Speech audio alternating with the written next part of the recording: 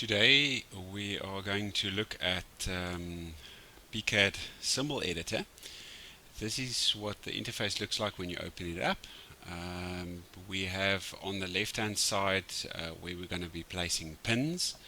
So that's one of the tools that you're going to be using. So place pins. We're going to use the place line to place the outline of your symbol. Place arcs we might use, but not in this example that I'm going to show you guys. Place polygon. Then we're going to have to place a reference point down. There you can place some text if you need to. Place attributes we're going to use. So, and here at the top we have the most important tool is this validate symbol that you have here. We're going to have to use that, so make a note of that as well. Let's quickly go through the configuration of this. We basically need to make sure, if we go under options, configure, we need to make sure that we are in mils, that is 1/1000th of an inch. So you know how to convert between mils and millimeters. You take the millimeter value, divide that by 25.4 times 1,000. That is the unit in mils. All our symbols that we're going to use on schematic or in schematic, we are going to create in mils. When we go to the footprint, we do that in millimeters. So for now, make sure that you are in mils. So here you can see here we're currently in 100 mils here at the bottom. That is where we want to be. So let's have a look. We are going to create a LM317 regulator. As you can see here, this is what the typical pinouts on the data sheet looks like. So there's the data sheet. Let's have a look. So we're going to create a TO220. So we need to have adjust, output, input. So we start by placing pin. Here you must just make sure that it's pin style. There's pin style as well. I prefer having the leads to short. It just gives you a bit more compact component when you have it there. Okay, pin name. First pin name. The best way to do it is to just go and highlight that text, copy, and go and paste that in there. That's the best and safest way to copy the pins. You might find that it doesn't want to copy, so in that case you just have to type it, because different data sheets, you get different data sheets, so unfortunately not all the data sheets permit you to actually copy the text. So just have a look at that. Default pin designator, we're going to start that as being pin 1. Does it matter? No, it doesn't. You can actually start the input to be pin 1. As long as you have a convention, I just basically, if I turn the device 90 degrees clockwise, I have it that pin 1 is on the left hand side. So I call it pin 1. There you can see starting pin is pin 1. It increments by pin 1.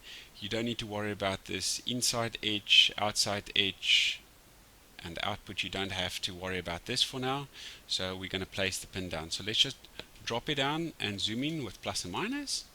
Okay, so here you can see now what it does is it creates a naught at the back of it. The reason for that being is when we create the pins, we must just make sure that it does not go and increment the pins. So where you see this increment pin name, just untick that, then it won't give you that in the future. Okay, so let's select output 2. It's sometimes a bit tricky to select it. There you go, and we paste that. We have made sure that we don't have increment pin name, and default pin designator will be 2. As you can see, it incremented the starting pin to 2 as well. So there we go. There we have output pin 2, and there we have created output pin 3 as well. If I properties on this, I can just go and rename that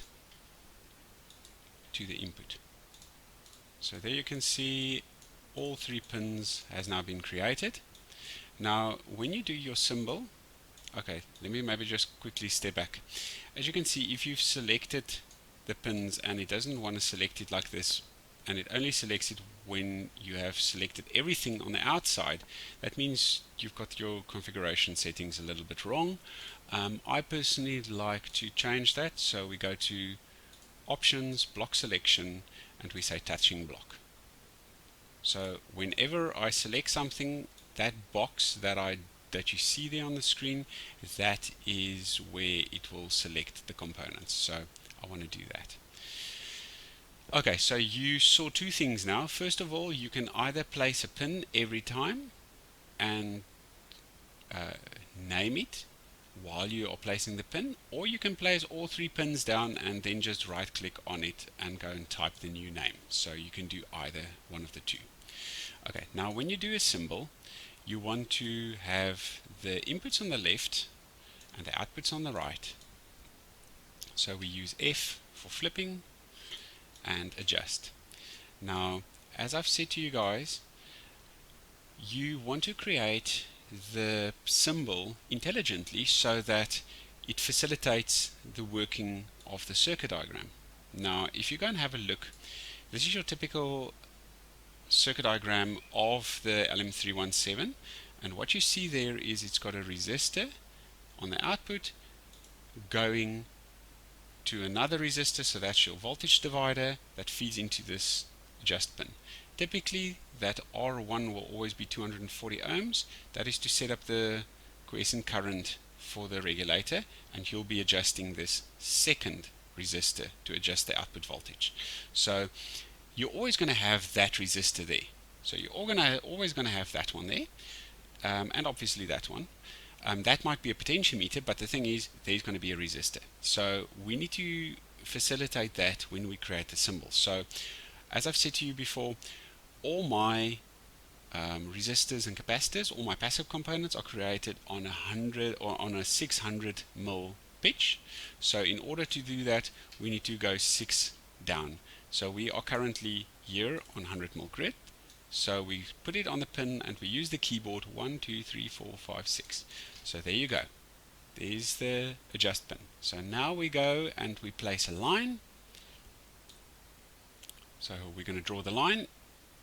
As you can see, it's now any angle. If we press O, it cycles to 90 degrees and 45 degrees. So we want to do 90 degrees. Also, by pressing X, we can cycle through the cross, the big cross, and just the pointer. I like using the big cross. So okay, let's place line further. So we place the line like that. We just bring that slightly down. Okay. How wide must we make the pins? Just wide enough so that it accommodates the names. So yes, you can technically make it that width. Then it's a nice and compact design. And sometimes you just need to cycle through that. Okay, great. So we have input, output, and adjust pin. Now, at this point in time, you can go and click validate symbol, but it's going to still be missing a few things. It's missing a reference point. So we need to go and place a reference point. There we place a reference point. This is the point that you are going to be grabbing the component from when you select it from your library. So wherever you set this point, this is the point where the component will be on your cursor. So I'm going to place it there on the pin. Let's have a look. What else are we shorting? We are missing a reference designator attribute.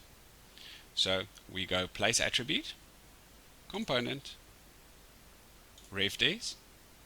Here we are going to select part style as the text style, and I want to have the designator center left justified. The reason for that being is if this ends up to be IC 150, you want at least the designator to build from one direction that you specify to the right. So let's have a look at the part style text style. So we can literally click on text style, select part style, properties. There you can see 170 mils. We can say allow true type font, true type. 125 mils is a nice font size, so we choose that. OK, we've got that now. We close that and it's set to part style for that. So let's go OK. Now we need to place it down. There you can see that's what it looks like. So we're almost there. Let's have a look. Let's validate. No errors found. So at this point in time, you are capable of saving this symbol. It has been properly correctly created. So we've taken into consideration extra components that's going to be added here, and we have created a compact symbol that is error-free. At this point in time, we are going to save it. So my suggestion would be go library, new, and we go and create a library.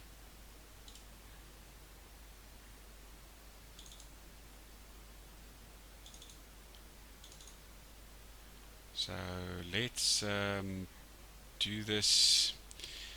Let's create a new folder that we call my library,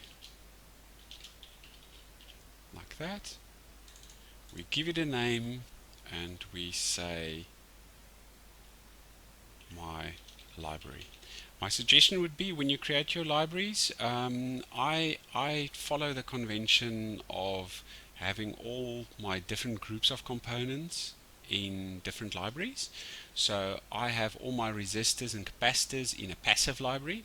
Then I have all my silicon devices, diodes, transistors, FETs, regulators. Well, regulators falls on the IC, but okay, the transistors and diodes basically under discrete. Then I have all my ICs, like this. A regulator falls under the IC group. All your logic symbols or logic gates, counters, microcontrollers, all those things I put under IC. I've got a separate library for inductors. I have a separate library for mounting holes, and I have a separate library for miscellaneous devices, like for example your test points or fiducials, those kind of things. And then I have a separate library for hardware, and that is typically heat sinks, thermal fuses, normal fuses, washers, nuts, bolts, all those kind of things. So that I put under hardware. So I've just given it now a name called my library. So there I create the library, and now all I do is I go File, Save As. I specify here my library, which I've just created, and I call it the proper name. So in this case I call it the LM317, and what I like doing is I like adding the footprint to the pin description. So I'm going to say this is the TO220. At this point in time, what you can do is you can tick this option, match default pin designator to pin number. You can do that. Basically all that does is it looks at the pin number and give the pin designator, this is the pin designator, the same name. Do you want to continue? Yes. Okay, it says it's got a missing type attribute, save anyway. I say yes. We can add it. Let's rather add it as well. Place attribute, component, type. This one we do center justification. We make this pin style. No, we make this part style as well. And we drop it down there at the bottom. That is where your value of your component will actually be indicated. So I like having that center. So let's make this grid 50. There we go. That's kind of center. Okay, and we can save. So we save it. Overwrite, yes, yes. Okay, good. So now it's totally error free. Another way of doing this is to use the wizard. Let's quickly have a run through that as well. So we're going to select this, delete this. So we need to start with a blank page every time we use a wizard. We're going to go symbol, symbol wizard. Here we can specify how many pins on the left, how many pins on the right. We have 1 on the left and 2 on the right. Now, as you can see, it's not properly configured. We can change that later. We just want PCAD to generate most of the schlep work for us. So we choose short. There we go. The pin name. So let's quickly scroll down here again. So there we say adjust. We press enter. We say output. We press enter, and we say input, and we press enter. Okay, there you go. So as you can see, it's slightly too big now.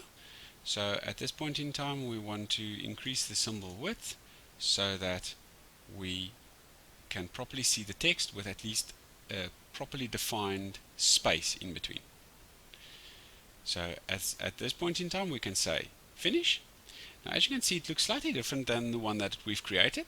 The reason why is it doesn't have the pin designator. But remember, when we save it, we have an option of saying whatever is here in pin number, put that in pin designator. So we're not going to worry about this now. Again, pin style. Let's go and change a bit the pin style. So we go properties, allow true type font, and we make that 100. Okay.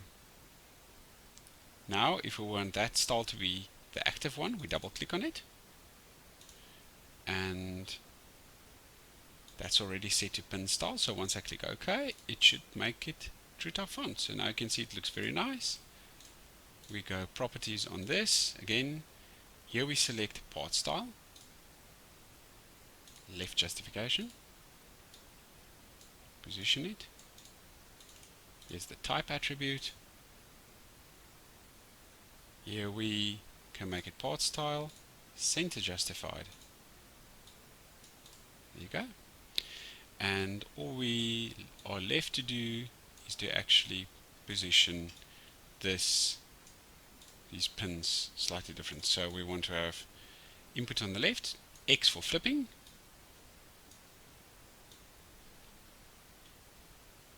sorry, not X, F for flipping. Here's the output. Here's the adjust pin, which are 1, 2, 3, 4, 5, 6 down. So as you can see, in this specific case, it actually makes sense to just go and create the pin and the footprint yourself, because you anyway are going to edit the whole thing again. So I do want to show you both ways. It's your choice which method you want to employ to create the part. Your symbol wizard works very nicely when you have lots of components or lots of pins that you need to create, but for such small components like this, I just go and create this manually. It's just slightly easier. Now, just another thing, you have two ways of selecting components. It's the same as in PCB. You can either use the shift key or you can use the control key. Now let's just quickly configure that. We go to preference, mouse, and here we can select control extend selection or shift extend selection. So we choose that one, and I like unticking this double click display properties. You don't want to have that on.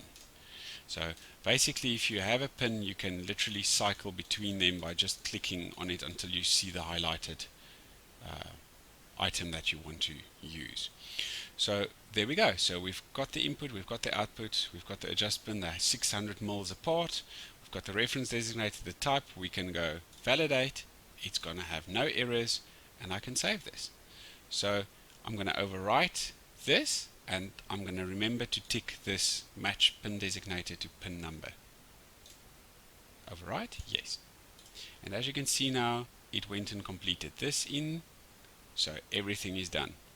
So at this point in time, you have used Symbol Editor to create both a symbol from scratch, and you have created it using the Symbol Wizard.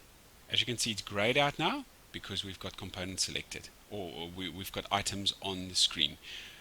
You can only use the Symbol Wizard once you have a blank screen, so just remember that. And at this point in time, this concludes the session on symbols.